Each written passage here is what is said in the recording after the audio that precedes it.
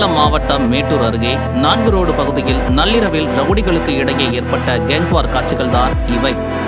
சட்டம் ஒழுங்கு என் நேரடி கட்டுப்பாட்டில் இருக்கும், சர்வாதிகாரியாக மாறுவேன், இரும்பு கரம் என விதவிதமாக வாய்ப்பந்தல் போட்ட ஸ்டாலின் எப்போது தமிழகத்தின் முதல்வராக பதவியேற்றுக் கொண்டாரோ அப்போதிலிருந்து தமிழகத்தில் ரவுடிகளின் ராஜ்யம் நடந்து வருகிறது. காவல்துறை மீது பயமில்லை, காவல்துறைக்கு முதல்வர் மீது பயமில்லை என்கிற சூழல் நிலவுவதால் தமிழகத்தில் சட்டம் ஒழுங்கு சந்தி சிரித்துக் கொண்டிருக்கிறது. நாள்தோறும் கொலை கொள்ளை அரங்கேறிய நிலையில் இப்போது ரவுடிகளுக்கு இடையே கேங்வார் நடைபெற தொடங்கியுள்ளது.